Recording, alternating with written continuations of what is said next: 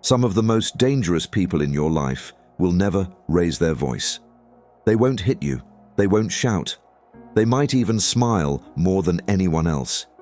Yet, everywhere they go, people slowly shrink. Confidence disappears. Dreams get smaller. Light goes out of people's eyes. Here's the frightening part. You may already know someone like that and still be calling them friend, lover, or even family. Psychologists talk about dark personalities, people who don't just make mistakes, but actually feed on the pain and confusion of others. No empathy, no guilt, only hunger. So let me ask you this. Have you ever noticed someone go quiet, almost calm, when you're falling apart? Have you ever felt worse after opening up to a person who supposedly cares? Have you ever walked away from a conversation feeling like you were just studied, not supported? You're not imagining it. Stoicism teaches us to see reality as it is, not as we wish it to be. That includes facing a hard truth. Not everyone in your life is just flawed but trying. Some people enjoy the damage. In this series, we're going to walk through 10 signs you're dealing with a truly evil person. Not in a supernatural sense, but in a deeply human, psychological one, the kind that smiles to your face and quietly sharpens the knife behind your back. We start with the most chilling sign of all. One, they feel a strange pleasure in your pain. A normal person feels at least uncomfortable when someone they care about is in pain. They may not know what to say. They may say the wrong thing. But the instinct is to comfort, to help, or at least to listen. An evil person is different. When you're hurting, they become strangely alive. Not always in obvious ways. You rarely see a cartoon villain grin. Instead, look for this subtle pattern. You're visibly upset, and their eyes are too calm. You share something painful, and they change the topic back to themselves, but look slightly more energized. You cry, and later you catch a faint smirk, a tiny flicker of satisfaction, as if your weakness confirmed something they wanted to believe. They might say the right words. "I'm so sorry you're going through that." But the tone is flat. The timing is off. The words feel empty, almost rehearsed. Again and again, you notice. They are most relaxed when you are most broken. Why? Because your pain gives them 3 things. 1. Control. When you're weak, you're easier to steer. They can suggest what you should do, who you shouldn't talk to, what you can't handle.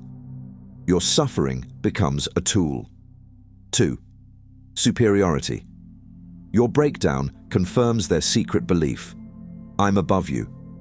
They don't say it out loud, but your tears feed their ego. You're the chaos, they're the calm. That power imbalance feels good to them. 3. Entertainment. This is the darkest part. For some people, drama is food. They are bored by peace.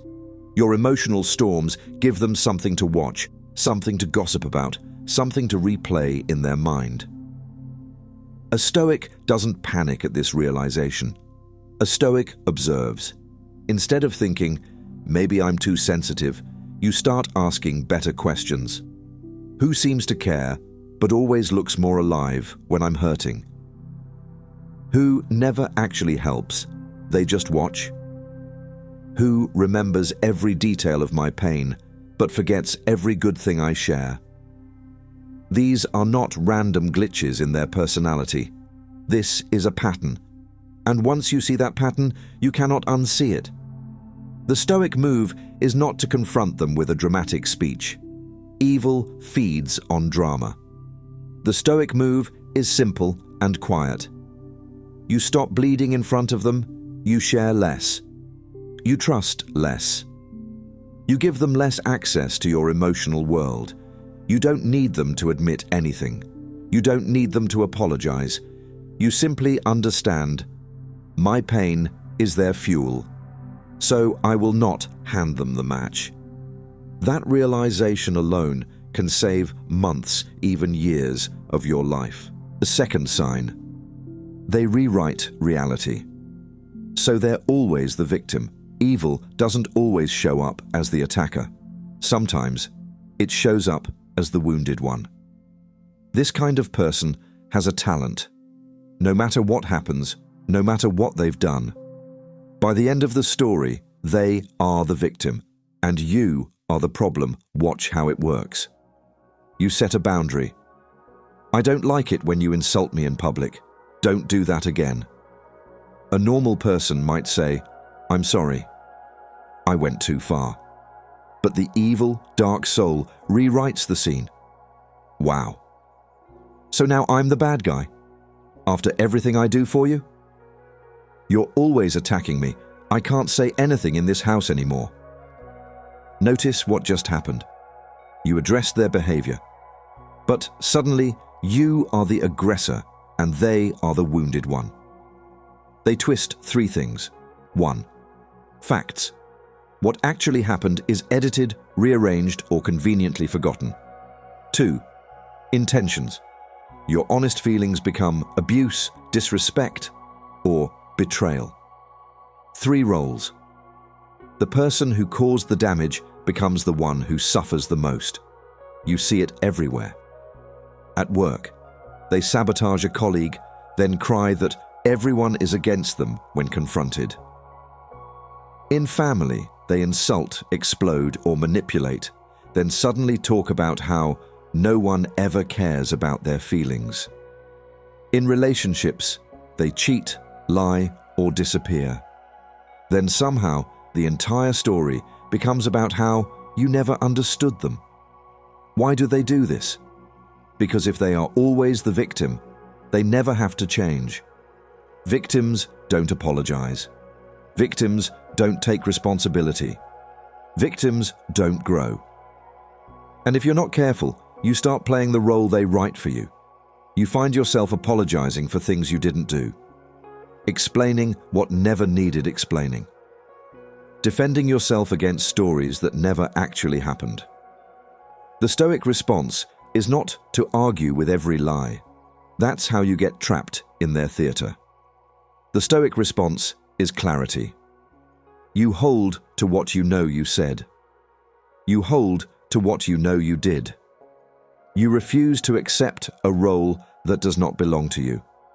You quietly understand a person who always makes themselves the victim will eventually make me the villain.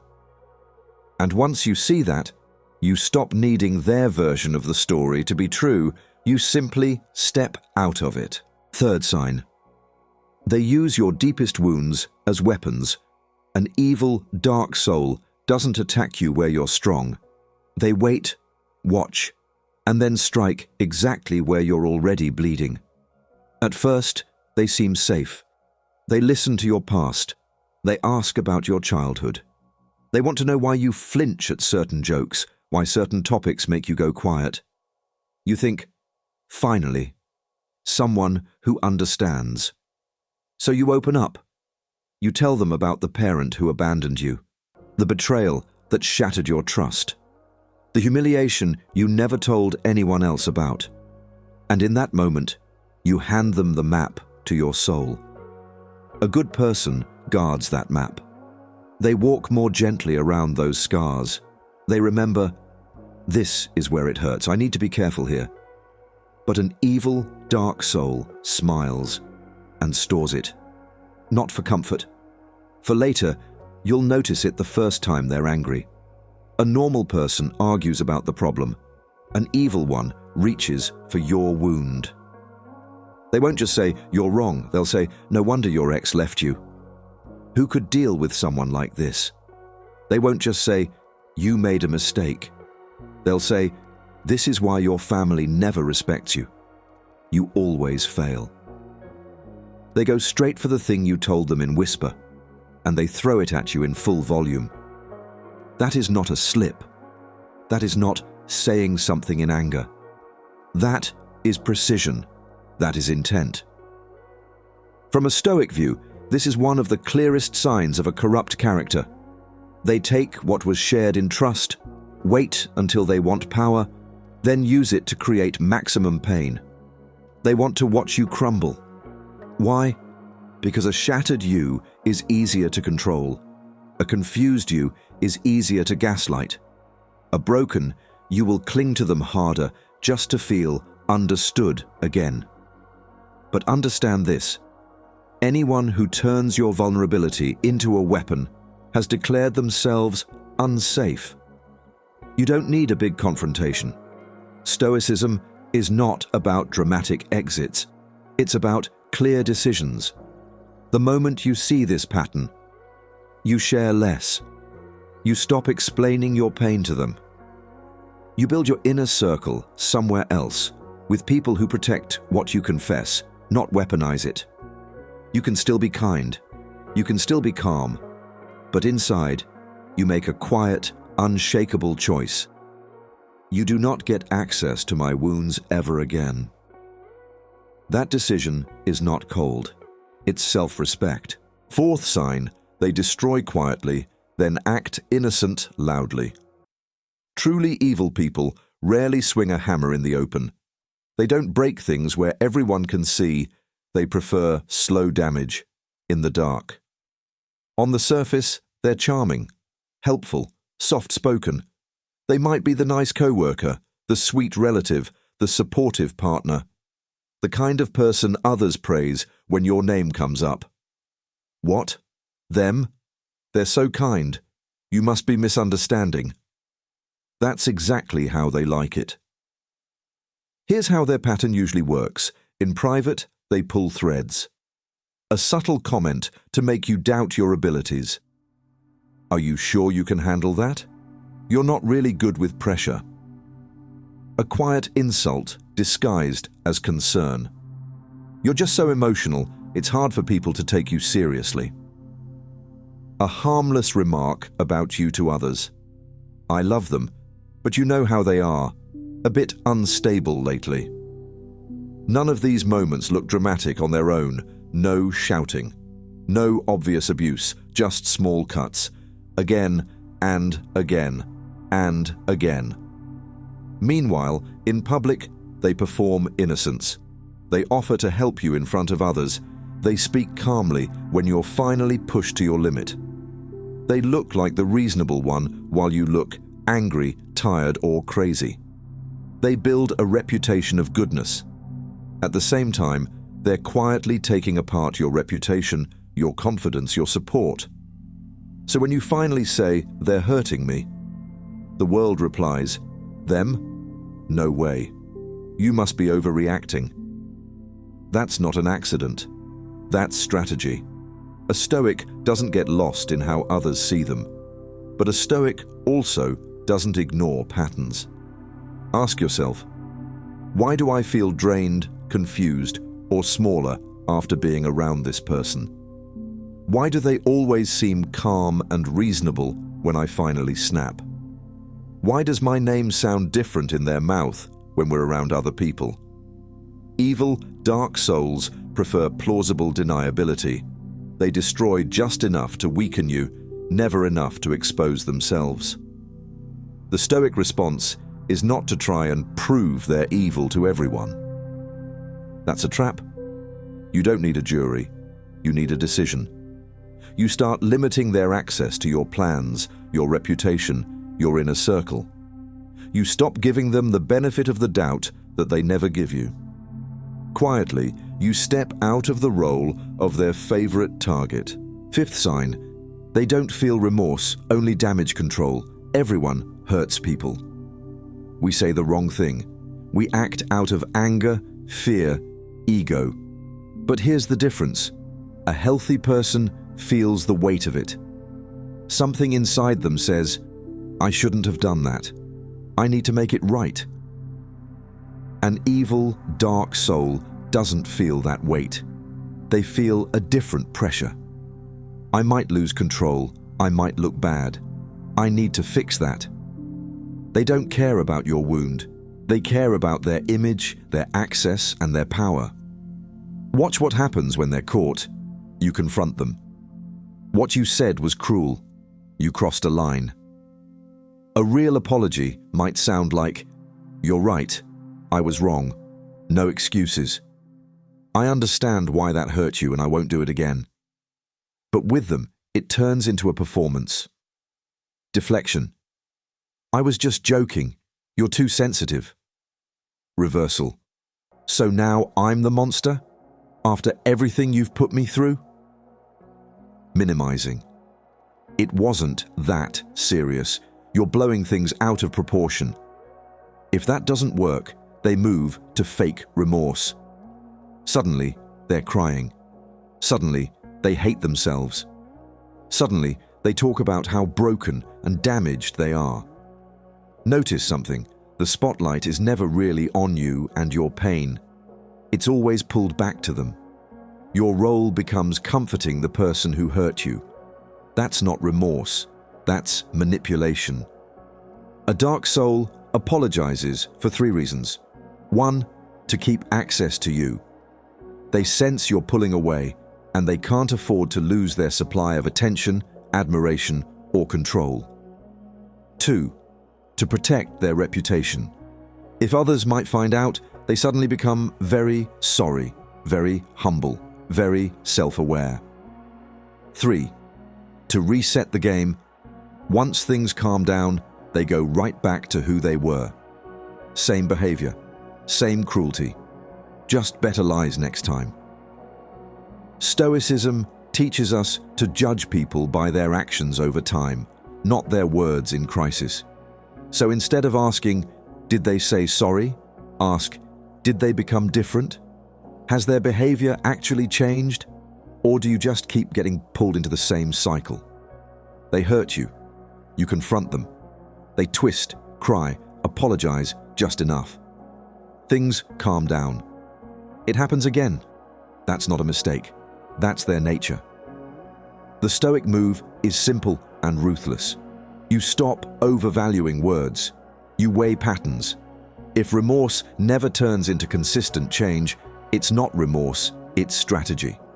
And once you see that, you no longer cling to their tears, their promises, or their dramatic speeches. You tell yourself a calm, hard truth. They're not sorry for what they did. They're sorry they're facing consequences. From there, your task is not to fix them, but to protect yourself. 6th sign. They isolate you from your strength. Evil doesn't always start by attacking you. Sometimes it starts by attacking everyone who could protect you. A dark soul knows this. As long as you have strong friends, loving family, and a clear mind, you're hard to control. So they begin the slow work of isolation, not with chains, with whispers. At first, it sounds like concern. "I don't think your friends really understand you like I do. Your family's kind of toxic, don't you think? People always seem to use you. I'm the only one who truly gets you." Notice the pattern. They praise themselves as your only safe place. They plant doubt about everyone else. They make you feel like it's you and them against the world. It feels romantic. It feels deep. It feels like you finally found your person. But look at the effect over time. You start cancelling plans. You talk less to old friends. You share less with your family. You stop seeking outside advice. Your world gets smaller. And they sit at the center of it. They don't just isolate you from people, they also isolate you from yourself. How? They question your memory. "I never said that." You're imagining things. They question your judgment. You always overreact. You can't trust your own feelings. They question your worth. "No one else would put up with you the way I do." Soon, you're not just cut off from others. You're cut off from your own inner voice. You start thinking, maybe they're right. Maybe I am the problem. Maybe I do need them. That's exactly where they want you. alone, doubting yourself, dependent on the very person draining you. A Stoic looks at the results, not the excuses. Ask yourself, have I become more isolated since this person came into my life? Do I feel guilty for wanting time with friends or family? Do I feel like I have to hide parts of my life from them to avoid drama? Has my inner voice grown quieter, while their voice in my head has grown louder? If the answer is yes, you are not in a relationship. You're in a cage. The Stoic response is not to beg them for more freedom. It's to quietly start rebuilding your connections. One message to an old friend. One honest conversation with someone you trust. One decision to believe your own perception again. You don't need their permission to reconnect with your life. You don't need their approval to belong to more than one person. Remember, the people who truly love you want you stronger, not smaller, more connected, not more dependent. Anyone who tries to cut you off from your sources of strength is not protecting you. They're preparing to own you. Seventh sign, they feel entitled to your time, energy, and life. A normal person understands this simple truth. You are a separate human being with your own needs, your own limits, your own life. An evil, dark soul doesn't see it that way. To them, you are an extension of their will. Your time is theirs to interrupt. Your energy is theirs to drain. Your life is theirs to walk into, whenever they feel like it. If you dare to protect yourself, they act like you've committed a crime. Watch what happens when you set even a small boundary. You say, "I can't talk right now, I'm busy." They reply, "Wow, I see where I stand. You've really changed. I guess you don't care like you used to." You say, "I'm tired, I need a day to myself." They reply, "From me? After everything I do for you? Must be nice to be so selfish." Notice the pattern. Your basic needs are framed as betrayal. Your rest is framed as rejection. Your boundaries are framed as disrespect. Why? Because in their mind, they are not asking for your time and energy. They are owed it. You'll see this entitlement in subtle ways. They expect instant replies, but take hours or days to respond to you. They show up unannounced, then make you feel rude for not being happy to see them. They demand deep emotional support from you, but vanish or go cold when you need the same. The unspoken rule is always, "Your life must adjust to me, I do not adjust to you." And if you dare to pull back, they don't ask, "Is everything okay? Do you need space?" Instead, they attack. You're ungrateful. You're distant. You've become cold, hard, or heartless. They don't care how tired you are, they care that their supply is shrinking. From a Stoic lens, this is a crucial moment of clarity. You are not here to be used. You are not a battery to be drained by anyone who feels empty inside love, friendship, loyalty. These are mutual exchanges, not one-way extractions. So ask yourself, do I feel anxious when I don't respond quickly enough? Do I feel guilty for simply wanting time alone? Do I feel like I'm constantly on call for this person? Do I feel more like a resource than a human being around them? If yes, then understand, this is not love. This is ownership.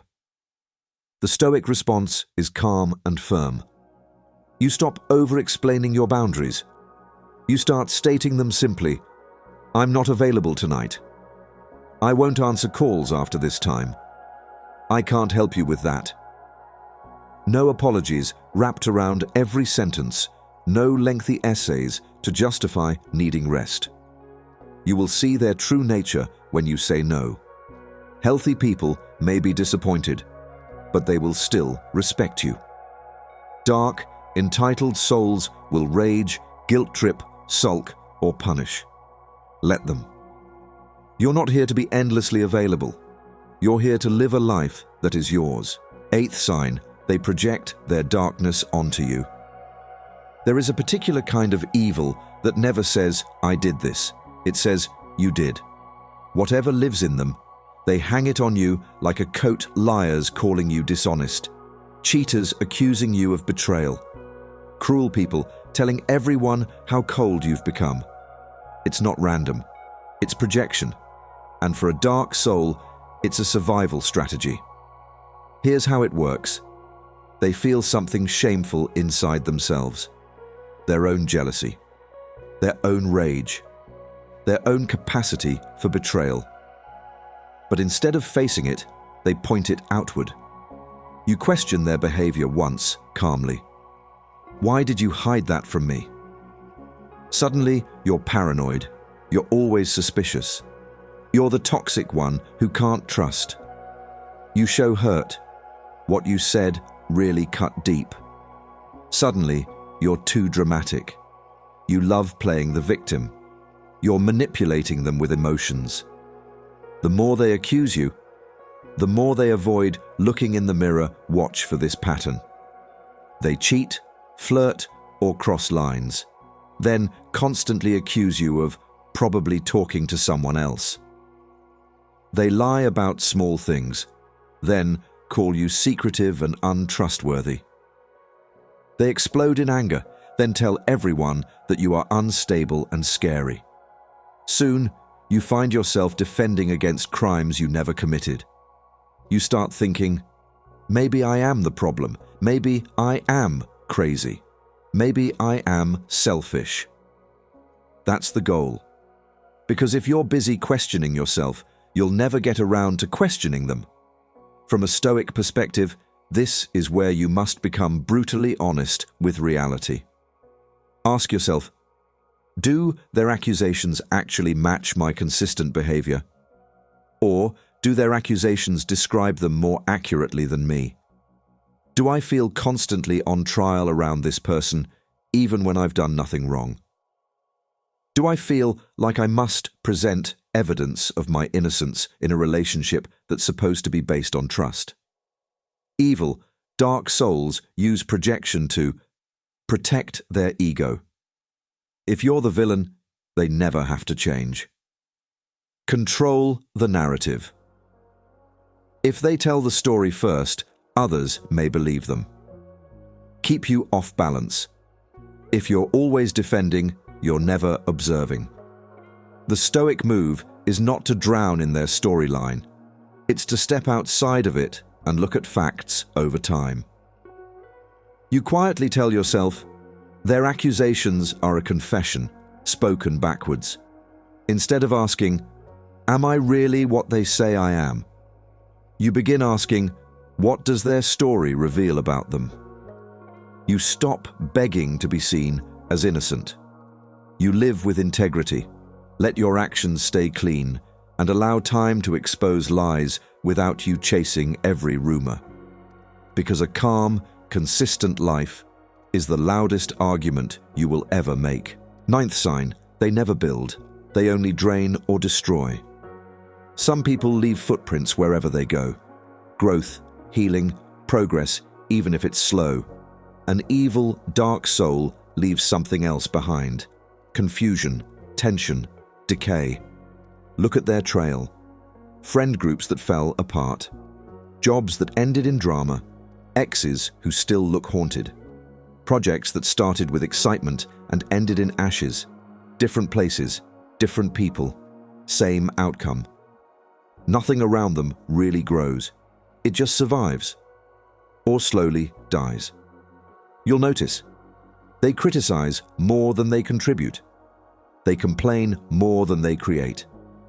They stir conflict, then step back and act innocent. When something good appears in your life, a new goal, a new habit, a new opportunity, they don't help you protect it. Instead, they poke holes in it. That won't last. You're not really built for that. Don't get your hopes up. They don't have to flip the table. They just have to loosen a few screws. until everything collapses on its own. The Stoic lens is simple. Does this person add to my life, or does everything feel heavier when they're involved? Not perfect, not always happy. Just, do things move forward or backward around them? If every connection they touch ends in poison, stop telling yourself it's always a coincidence. Some people are not builders. They are slow, patient wrecking balls wrapped in gentle words. Your task is not to fix their nature. It's to protect what you're building. Step back. Guard your peace. Keep your projects, your healing, and your future out of reach from hands that only know how to break. 10. They leave a trail of broken people behind them. Evil doesn't just show in how they treat you. It shows in the wake they leave behind them. Pause and look around their life. Ex-partners who still look drained, confused, or hollow. Old friends who cut contact and never really explained why. Family members who go silent when their name comes up. Workplaces that end in misunderstandings, jealous colleagues, crazy bosses. Every single time, different faces, different stories. Same ending. Someone walks away from them feeling smaller than before. Listen closely to how they talk about those people. My ex was insane. My family is toxic. Everyone betrays me eventually. People are just jealous of me. In every story, they are the misunderstood hero. Everyone else is unstable, ungrateful, abusive, or cruel. 1 or 2 times? Maybe. Life is messy, but when every chapter ends with them as the victim, you're not hearing history, you're hearing a pattern. Stoicism teaches us to judge by outcomes over time, not isolated moments. So ask yourself, why do so many people look relieved to be away from them? Why does no one who leaves ever seem to miss them? Only recover from them. Why do I feel echoes of other people's pain in my own experience with them? Here's the hardest truth. You are not the exception. You are the next in line. Whatever they did to the ones before you, they will eventually do to you, unless you step out of their story. Evil, dark souls don't suddenly change because you loved them harder. They don't become gentle because you endured more. They simply move through people, draining what they can, then calling the remains crazy and toxic as they walk away. You have a choice. You can become another nameless ghost in their history. Or you can become the final chapter. The one who saw clearly and walked the Stoic move is not dramatic revenge. It's quiet refusal. You look at the trail behind them. You feel the damage inside you. And you say, without rage, but with absolute firmness, this is where it stops. It does not go further into my life. You step back. You rebuild. You become one more person who got away. But unlike the others, you do it with your eyes open. And from then on, every time you meet someone new, you don't just listen to how they treat you in the beginning. You pay attention to what's left behind them, because truly evil, dark souls always leave proof, not in their words, in the people they've already broken. Not everyone around you is just flawed. Some are carrying an evil, dark soul that will quietly rewrite your life if you let them. If you saw even one sign of that in someone you know, take it seriously.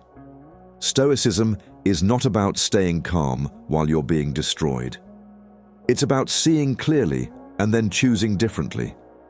Guard your mind. Guard your peace. And remember, distance is sometimes the most powerful form of self-respect. If this hits something in you, let it sit for a while. And when you're ready, share it with someone who needs the reminder that they're not crazy.